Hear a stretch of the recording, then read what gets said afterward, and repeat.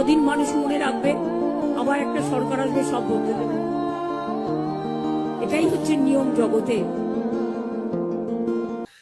মমতা বন্দ্যোপাধ্যায় কালকে পরাজিত হয়েছেন শুভেন্দু অধিকারীর কাছে 16,000 ভোটে।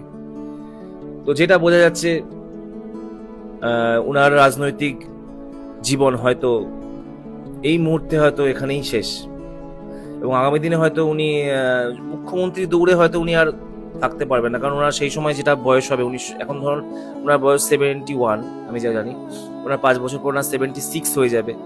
তো সেই সময় হয়তো মুখ্যমন্ত্রীর হিসাবে উনি এত একটা বয়স আছে সবকিছু, আমি যতদূর জানি যে 75 একটা বয়স সীমাবদ্ধ করা আছে, যে এই বয়সের পর এরকম মুখ্যমন্ত্রী হওয়া যায় না বা প্রধানমন্ত্রী হওয়া যায় না, এটাও আমি জানি।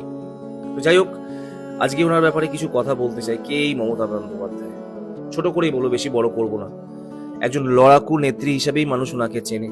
যেই মমতা বন্দ্যোপাধ্যায় নিজের চেষ্টায় একটা দল গড়ে 34 বছরের বাম শাসনকে পুরো বাংলা থেকে ধুয়ে মুছে সাফ করে দিয়েছিল। যে মমতা বন্দ্যোপাধ্যায় মানে একসময় মানুষের কাছে একসময় প্রচুর মার খেয়েছে, পুলিশের কাছে লাঠি, একটা মহিলা অন্তত কোনো এত মার কোনোদিনও কারোর কাছে খায়নি।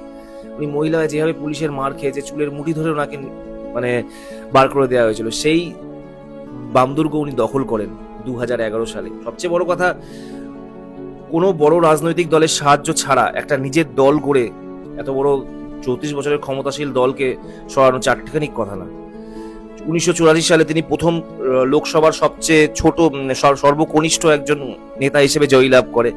তারপরে 1997 সালে উনি নিজে একটা দল করেন, তার নাম হচ্ছে অল ইন্ডিয়া তৃণমূল কংগ্রেস।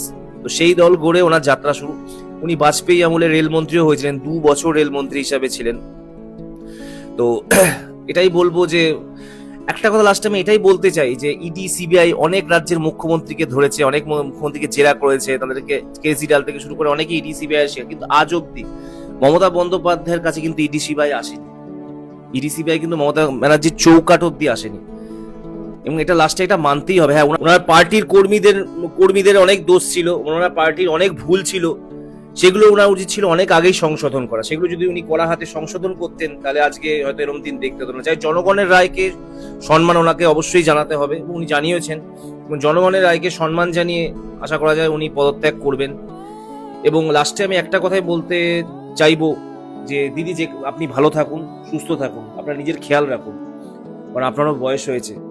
হয়তো মুখ্যমন্ত্রীর দৌড়ে হয়তো এটাই ওনার শেষ যাত্রা, মানে হয়তো মুখ্যমন্ত্রী হয়তো উনি আর হতে পারবেন না কোনোদিন, কারণ সেই সময়টা হয়তো ওনার কাছে আর থাকবে না।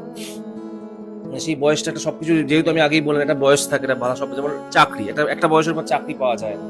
তো যাই হোক, শেষে আমি একটা কথাই বলতে চাই যে চেষ্টা করুন নিজের ভুলগুলো কাটিয়ে উঠে যাতে আগামী দিনে বিরোধী হিসাবে এগিয়ে যাওয়ার।